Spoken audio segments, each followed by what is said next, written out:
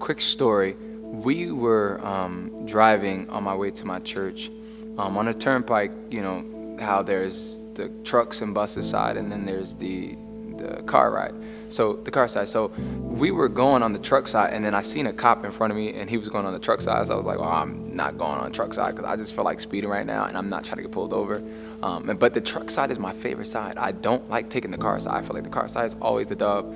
But I was like, let me just take it. You know what I'm saying? So I'm on the car side, and I'm just driving normally. And it was just a lot of cars. And I was like, see, this is why I just, whatever. But we were just driving. It was a lot of cars on the turnpike. So I had looked over to the truck side.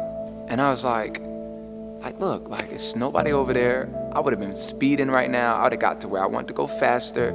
And I was upset. Like, it really, like, messed up my whole day. Because it's like, this is something new for me. I'm in a new lane right now. And I'm looking at this other lane like, see, that's my lane over there. I would have been flying on that lane. And the person I'm driving with was just like, yo, you're doing the same thing and the same speed you would have been doing over there. Like, there's literally no difference. And I just kind of looked at my speedometer. I'm going like 85. The GPS is the same time destination to get to my church. And I'm just like, oh. Like, I'm really sitting there like, it's really the same thing. But literally in a moment of comparison, looking at another lane, it looked better, but there was nothing different about, in a sense, where I was. And I just sat there and I said, wow, comparison is really the thief of joy.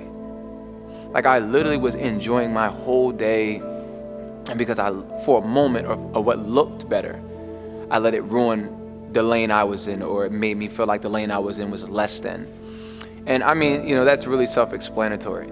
I think that when it comes to comparison, you can easily have your joy stolen from you. And I think that something simple as social media, the thing I don't like about social media is you don't get to pick and choose what's going to make you feel like you're comparing yourself, like you feel like, jealousy or envy or greed or whatever it may be. But it's literally like in a moment, you could be scrolling and comparison begins.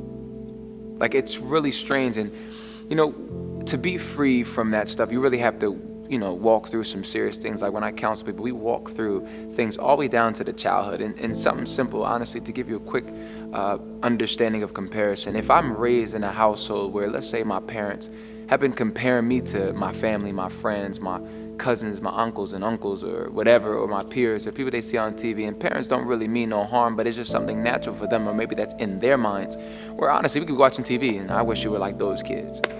I wish you were like your older sister and them. I wish you were like your brother and them. Why can't you be like so-and-so and them? Why can't you get a job like them and them? And you grow up with this mindset, and your mind and your identity is shaped to, I'm not enough. I'm not them, so I'm not pleasing my parents. I'm not ever going to be enough because it seems like everything I do is always being compared to someone else. You go through life and you don't realize it, but then you go to school thinking like, well, my mom wants to be like them, let me be like them. Let me try to do what they do. And then you're unhappy, then you're unsatisfied, then you're unfulfilled, and you're in this place where you know what you're doing is not okay because you don't feel okay, but you're deep down, there's a little girl or a little boy inside of you that's trying to just please his mom or dad, or his or her mom or dad. And it's frustrating because without proper communication with the parents, which could be hard depending on the person's situation, this could be a setup. You see what I'm saying? And this can really frustrating because it shows up in every area of your life, where you're constantly comparing yourself, you're constantly jealous or envious of other people, and you didn't want to, but this is how you was raised, and your mindset has been skewed and distorted to a place of inadequacy. And it's crazy because it shows up in a lot of people's life. And there's two ways people respond to inadequacy that I've seen, that I've studied, and I've been researching. There's an idea of striving. There are people who strive to do whatever it is that they're trying to do. And a lot of times when you see someone who's striving, there's an inner or an underlining message there. And sometimes, for the most part, they're trying to prove to someone that they can, or prove to someone that they will, or prove to someone, or stunt on someone, flex on someone, whatever the word choice you want to use. But they're striving, and they're in this place where they're just doing a lot. They're grinding, they're hustling, and they're moving at a rate where team no sleep, whatever it is. It just seems like they're so ambitious. And one of the things is, there's two responses to inadequacy is I'm going to do everything and then some, or I'm going to do the most, in a sense, to deal with my feelings of inadequacy, or I'm not going to do anything at all. I'm going to pull away into a shell. I'm going to shy away to a place of stagnancy or just not doing anything. And these are people who, in a sense, when it comes to ministry or when it comes to their life with God, where they're running from their call, running from the things that God is calling them to do because of inadequacy. And that comes from when they were a child. That's been embedded in their minds, where the parent unfortunately put them in a position where they made them feel like they won't be able to meet up to a certain standard, meet up to a certain expectation. And it could be little comments, something simple as, you didn't do that right. You don't do it like me. You don't do it like them. These things are not good words to hear as a child. And you grow up again with this mindset where your mind is distorted, your mind is skewed, and you can really end up in a place where you don't have joy because you're constantly comparing yourself to everyone else. And the answer, the solution, is Jesus. I mean, at the end of the day, when you're a son, when you're a daughter, you have to understand that God accepts you as you are. And he works on you, he chisels you, he grooms you, he prunes you, and he's working on you to become the person he's called you to be, but he loves you, and there's no striving with God. You have to please him, you have to be in this place where you have to force his acceptance. That's what orphans do. And you got to understand, an orphan is in a constant place of looking for acceptance, looking to please their dad or their parent or their adopted parents. They're looking for acceptance. You see what I'm saying? They have to dress a certain way, act a certain way, and they're hoping they get accepted today. Or they have a mindset of trying to get accepted from everybody because they have that deep-rooted abandonment or that deep-rooted rejection inside of them. So we don't want to operate like orphans with God because we have been adopted, but you have to grow into your adoption.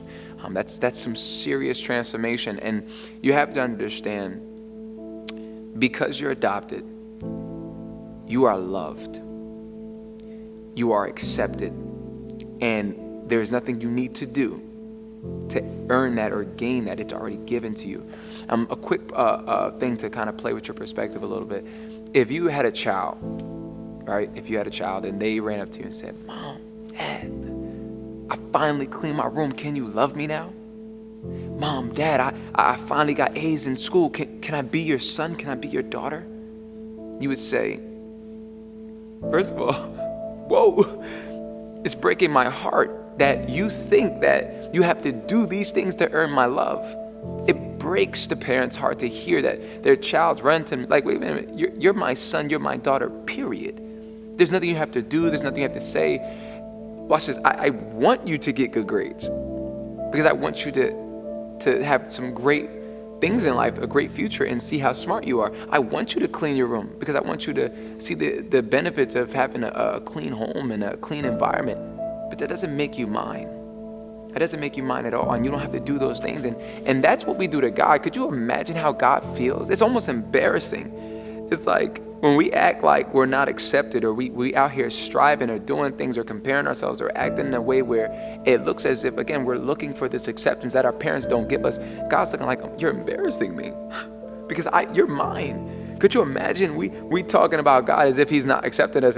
Like, oh, I don't know, God you serve making you feel like that. It's like, no. God accepts you. And because of what you've been through as a child, the traumas that you've experienced, it shows up in every area of your life, even with your walk with God. And I think that, you have to become very accustomed to running to God's presence when you feel these feelings of inadequacy, like you're not enough, like you're less than, where you're pushed to a place of comparison. Well, look at their walk with God, look what they're doing, look where they're at, and look what that stuff can cripple you. But you have to narrow it down. And then also, one thing I will say, filter out what you're letting your mind see. You see what I'm saying? As in social media, it's just not realistic to be exposed to millions of people's lives every day. Take a break, take some time off. Certain people, mute them, unfollow them, whatever you have to do, but you have to get to a place where you have to make sure your mind is filtered. You can't just let yourself be open to everything where it's bombarding your thoughts until you're in a healthy place.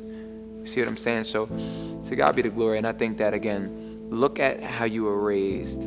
Start from the root. Don't try to attach the branch like, oh, I just compare myself. No, you probably were raised to compare.